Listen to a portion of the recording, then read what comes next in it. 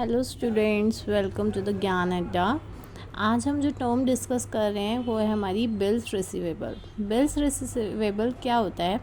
Bills receivable जो है, जो पर्सन गुड्स को सेल करता है ना, वो डेटर्स के ऊपर बिल्स को लिखता है। डेटर्स के ऊपर बिल्स को लिखता है और वो डेटर्स इसको एक्सेप्ट करते हैं, जिसके बाद जो है ये बिल वापस उसी पर्सन को दे दिया जाता है जिसने इसको लिखा है। किसने लिखा है? जो लिखता है इस बिल को, उसको क्या बोलते हैं? हम ड्रॉअर बोलते हैं, और जिसने इसको एक्सेप्ट किया वो ड्रॉई होता है। ठीक है, तो जब हम गुड्स को सेल करते हैं तो हम डेटर्स के ऊपर एक बिल लिख देते हैं। उस बिल को हम क्या बोलते हैं?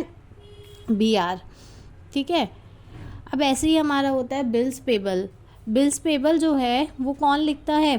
बिल्स पेबल हो गया क्रेडिटर्स के ऊपर लिखा जाता है। It's become BP to the person who accepted. ठीक है ना, ड्रॉई बिकम, हम जैसे पढ़ा कि ड्रॉअर जो हो गया जिसने लिखा, सेल की, तो वो क्या बन गया? डेटर्स के ऊपर लिखा तो वो बन गया BR। जिस पर्सन ने इसको एक्सेप्ट किया उसके लिए बन गया BP। ठीक है, और जो BR होता है वो होती है हमारी करंट एसेट्स, और BP जो होता है वो हमारी होती है करंट लायबिलिटी। ये जो BP टर्म यूज़ होगी वो क्रेडिटर्स के लिए यूज़ होगी।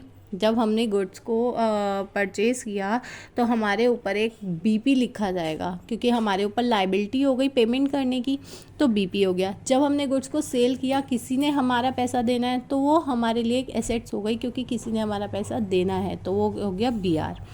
ठीक है, अब हम एक टर्म डिस्कस करें। इसका जो डिटेल डिस्क्रिप्शन है वो हमारा एक अलग से ही चैप्टर है, बिल्स ऑफ एक्सचेंज, उसमें हम इसको कंप्लीट स्टडी करेंगे। अभी हम एक छोटी सी टर्म समझ रहे हैं, BR और BP। BR जो है वो ड्रॉअर लिखता है, किसके ऊपर? डेटर्स के ऊपर लिखता है, और जो BP होता है वो क्रेडिटर्स के ऊपर लिखा जाता है। BR जो है वो हमारे लिए करंट एसेट्स है, BP जो है हमारे लिए करंट लायबिलिटी है।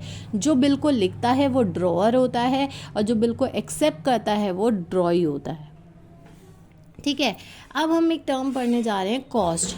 कॉस्ट का मतलब है कोई भी हमने रिसोर्सेज अपने यूज़ किए हैं, resources in terms of money हमने देके, हमने हो सकता है मार्केटेबल सिक्योरिटीज़ देके, हमने कोई भी रिसोर्सेज का अपना यूज़ किया है exchange for goods and service. हमने किसी से गुड्स खरीदने के लिए, सर्विसेज खरीदने के लिए अपनी कोई भी पेमेंट जो किए है वो हमारी हो जाएगी कॉस्ट। ठीक है, जैसे कि कोई हम यहाँ पढ़ रहे हैं, एनी एक्सपेंडिचर इनकर्ड। एक हमारी डेफिनेशन और आती है, कोई भी एक्सपेंडिचर जो हमने इनकर्ड किया है या एट्रीब्यूटेबल है टू स्पेसिफिक एक्टिविटी, इट में बी या प्रोडक्ट, सर्विस और एनी एक्टिविटी। ठीक है ना, कोई भी एक्सपेंडिचर अगर हमने किया है किससे रिलेटेड, किसी भी एक्टिविटी से रिलेटेड, तो वो हमारा बन जाएगा कॉस्ट। हमने एक मशीनरी खरीदी, एग्जाम्पल, अब मशीनरी खरीदी तो मशीनरी के ऊपर कॉस्ट इनकर्ड करी, साथ साथ हमने उसके ऊपर फ्रेट दिया, साथ साथ हमने उसको इंस्टॉल कराया फैक्ट्री में, उसके चार्जेस दिए, तो ये सब हमारे एक्सपेंसेस हो गए, है ना, ये सारे एक्सपेंडिचर हो गए। अब हमने कोई रॉ मटेरियल परचेज़ किया है, तो रॉ मटेरियल को परचेज़ करने से रिलेटेड भी हमारे एक्सपेंसेस हो गए, है ना। रॉ मटेरियल ख़रीद के लेके आए तो हमने पैसा दिया ना। हमने कॉस्ट की क्या डेफिनेशन पढ़ी है? कोई भी एक्सपेंडिचर अगर हमने इनकर्ड किया है, कोई भी रिसोर्सेज हमने दिए हैं किसी गुड्स और सर्विसेज को ख़रीदने के लिए, तो हमारी कॉस्ट का पार्ट बन जाएंगे। ठीक है, any resources given in exchange for goods and service. ठीक है ना, अब हम टर्म पढ़ रहे हैं एक वाउचर। वाउचर क्या है? वाउचर एक डॉक्यूमेंट है जिसके बेसिस पे हम अपनी जो है बुक्स में एंट्रीज करते हैं, ट्रांजैक्शंस को रिकॉर्ड करते हैं। उस वाउचर के ऊपर डेट होगा, फर्म का नेम होगा, किसके साथ ट्रांजैक्शन हुई है ये लिखा होगा, क्या अमाउंट है ट्रांजैक्शन की, ये सब लिखा होगा उसके ऊपर। ठीक है, और हर ट्रांजैक्शन के लिए एक सेपरेट, आज हमने सेल करी, जितनी बार दिन में जितने नंबर ऑफ पर्सन को सेल हुई उतने वाउचर प्रिपेयर होंगे। ठीक है, हर वाउचर के ऊपर एक नंबर होगा, उसके ऊपर एक साइन होगा, किसका? ऑथराइज पर्सन का। कोई भी ऐसे तो वाउचर नहीं कर सकता है ना, जिसने उसके ऊपर लिखा है, साइन करे हैं, ताकि पता रहे ये एक लीगल डॉक्यूमेंट है। ठीक है, इसके बेसिस पे हम बुक्स में एंट्रियों को भी पोस्ट करते हैं। अब हम एंट्री क्या है? एंट्री वही है जो ट्रांजैक्शन हमने बुक में रिकॉर्ड करी, तो उस जो ट्रांजैक्शन लिखी है हमने, एंट्री डेट वाइज लिखी है, हमने पार्टी वाइज लिखी है, अमाउंट वाइज, वो ट्रांजैक्शन ही हमारी क्या कहलाती है? एंट्री। रिसीवेबल क्या है? जो भी अमाउंट हमें डेटर्स से लेनी है, हमें बीआर के बेसिस पे, हमने डेटर्स से अगर ऐसी अमाउंट लेनी है, हम डेटर्स कुछ ऐसे होते हैं और कहीं डेटर्स पे हम बीआर लिख देते हैं, ठीक है ना। तो वो दोनों की अमाउंट या सिर्फ डेटर्स से लेनी है, ज्वाइंटली उनकी बीआर के थ्रू भी लेनी है और ऐसे भी लेनी है, तो वो दोनों ही क्या है हमारे रिसीवेबल्स, अकाउंट्स रिसीवेबल। और अगर अमाउंट क्रेडिटर्स को देनी है हमें, ड्यू टू है, ड्यू फ्रॉम, और टू का मतलब हमें समझना है फ्रॉम यानी लेनी है, फ्रॉम उनसे आना है और टू उनको देनी है, ठीक है। इंस्टॉलमेंट, अगर कोई पार्टी जो है हमारा पेमेंट नहीं कर पा रही है, उसकी सिचुएशन इस तरीके से, उस फर्म की सिचुएशन इस तरीके से नहीं है कि वो अपने डेट्स को क्लियर कर पा रही है, तो वो इंस्टॉलमेंट हो जाएगी।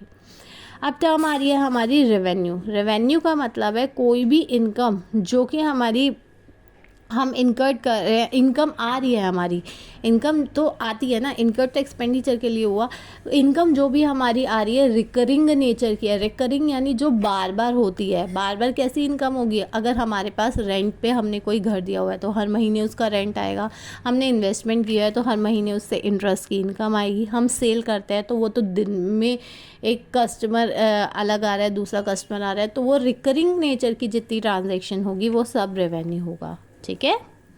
तो यहाँ पर जो हमारा चैप्टर सेकंड है वो कंप्लीट हुआ, जितनी टर्म्स थी हमने सारी रिवाइज कर लिया है। अब चैप्टर 2 में किसी भी टर्म को लेके, किसी मल्टीपल चॉइस क्वेश्चन को लेके, किसी भी जो है आपको रिलेटेड टू चैप्टर सेकंड किसी भी टर्म से रिलेटेड प्रॉब्लम हो, you can ask in the comment, okay. After that अब हम इसके बाद चैप्टर 3 की ओर मूव करेंगे, जिसका मैं एक शॉर्ट रिव्यू आपके साथ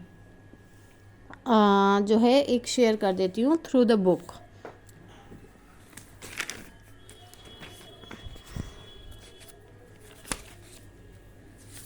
हम यहाँ पर अकाउंटिंग पहले कॉन्सेप्ट्स की ओर चलते हैं। What is accounting concepts? तो अकाउंटिंग कॉन्सेप्ट्स की यहाँ बात हो रही है। कॉन्सेप्ट्स का मतलब है कि अब जब हम एक किसी ट्रांजैक्शन को रिकॉर्ड करेंगे, अगर एवरी पर्सन अपने अकॉर्डिंग हमें बताएगा कि ऐसे कर लो या ऐसे कर लो, तो हर एक के अकाउंट्स अलग अलग प्रिपेयर होंगे। तो एक कॉन्सेप्ट्स को लाया गया, स्टैंडर्ड्स को लाया गया, ताकि सबके जो अकाउंट्स हो उनके बीच में कुछ सिमिलैरिटी हो, ताकि जो पर्सन इसको देखे, आपकी फर्म की बैलेंस शीट, मेरे फर्म की बैलेंस शीट, अगर सब अलग अलग रूल लगाएंगे तो हम कंपैरिजन नहीं कर पाएंगे कि इन्वेस्टर को कहाँ इन्वेस्ट करना है। तो इस चीज़ को थोड़ा सा ईजी बनाने के लिए, इस चीज़ को थोड़ा सा और अच्छा बनाने के लिए, मीनिंगफुल बनाने के लिए कॉन्सेप्ट्स लाए गए। तो हम 9 काइंड ऑफ कॉन्सेप्ट पढ़ेंगे। सबसे पहले हम पढ़ते हैं गोइंग कंसर्न कॉन्सेप्ट। तो ये कॉन्सेप्ट जो है हमारा कहता है कि हम ये मान के चलेंगे हमारा बिज़नेस जो है लॉन्ग टर्म इन नेचर है। हम अपने बिज़नेस को ये नहीं मान के चल रहे हैं कि आज हम बिज़नेस कर रहे हैं और ये अगले साल फिनिश हो जाएगा। हम अपनी जो ट्रांजैक्शन रिकॉर्ड कर रहे हैं वो इस तरीके से कर रहे हैं कि हमारा बिज़नेस जो है वो लॉन्ग टर्म है। आज हमने बिज़नेस में कुछ इन्वेस्टमेंट किया है, आज हमने कैपिटल जो इसमें लगाई है वो बहुत साल तक हमारी इसी में रहेगी। अगर हम इस कॉन्सेप्ट को मान के नहीं चलेंगे तो हमारी जितनी भी मतलब हमें सारी अपनी एसेट जो आज लगाई उसे आज के आज डेप्रिशिएट करना पड़ेगा, जो लाइबिलिटी ली आज के आज पे ऑफ करनी पड़ेगी, लोन बड़े बड़े। तो हम अपने बिजनेस को मान के चलते हैं कि हमारा business long term in nature है। उसके बाद कंसिस्टेंसी कॉन्सेप्ट।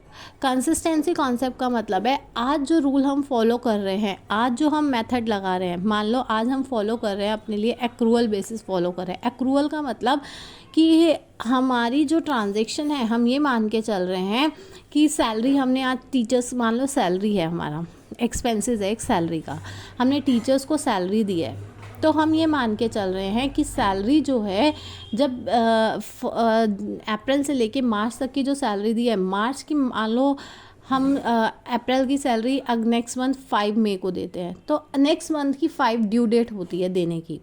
तो हम ये मान के चल रहे हैं, पहली बात तो हमारा गोइंग कंसर्न कि नेक्स्ट हम मान के चल रहे हैं हमारा बिजनेस चलेगा। कंसिस्टेंसी, हम ये मान के चल रहे हैं हम अपने जो एक्सपेंस है उसे बुक करके चल रहे हैं, हम उसका ड्यू करके चल रहे हैं। हम मार्च तक की उसकी एक्सपेंस डालेंगे और मानेंगे फरवरी तक का दिया और मार्च का एक्सपेंस अभी उसका देना है, हमें आउटस्टैंडिंग है, उसको हमें देना है, पे करना है उसको हमें, ठीक है। वो क्योंकि नेक्स्ट मंथ में आ जाएगा, क्योंकि 1 अप्रैल से तो नेक्स्ट मंथ शुरू हो जाएगा, नया फाइनेंशियल ईयर शुरू हो जाएगा।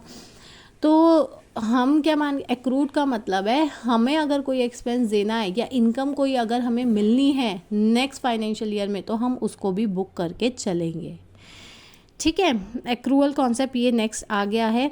कंसिस्टेंसी का मतलब वही कि जो आज अगर हमने एक्रूअल कॉन्सेप्ट फॉलो किया है तो नेक्स्ट साल भी हम एक्रूअल ही फॉलो करेंगे। ये नहीं कैश, लास्ट टाइम तो तुमने जितना किसी का पैसा मिलना था या किसी को देना था वो तुम बुक कर रहे हो, लेकिन इस साल तुमने ये फॉलो कर लिया कि कैश बेसिस में जितना कैश में आएगा सिर्फ उसे ही नोट करेंगे। अगर कोई हमारे को किसी की आउटस्टैंडिंग देनी है या किसी का एक्सपेंस हमारे पास एक्रूड है तो वो हम नहीं दिखाएंगे, तो वो तुम्हारा मिसमैच हो जाएगा। इस साल तो तुम्हारे एक्सपेंसेस ज़्यादा हो गए, अगले साल तुम्हारे एक्सपेंसेस कम हो गए, नेक्स्ट साल तुमने फिर वही कॉन्सेप्ट फॉलो कर लिया। तो इस तरीके से नहीं करना है हमें। हर बार एक एग्जाम्पल हम और ले सकते हैं, डेप्रिसिएशन के बहुत सारे मेथड होते हैं, स्ट्रेट लाइन है, WDV है हमारा, ठीक है, तो बहुत सारे मेथड है। तो तुम जो मेथड इस ईयर फॉलो करोगे डैप लगाने के लिए, एसेट्स की वैल्यू को कम करने के लिए, वही नेक्स्ट ईयर हमें फॉलो करना है। एक्रूअल हम अंडरस्टैंड कर ही चुके हैं।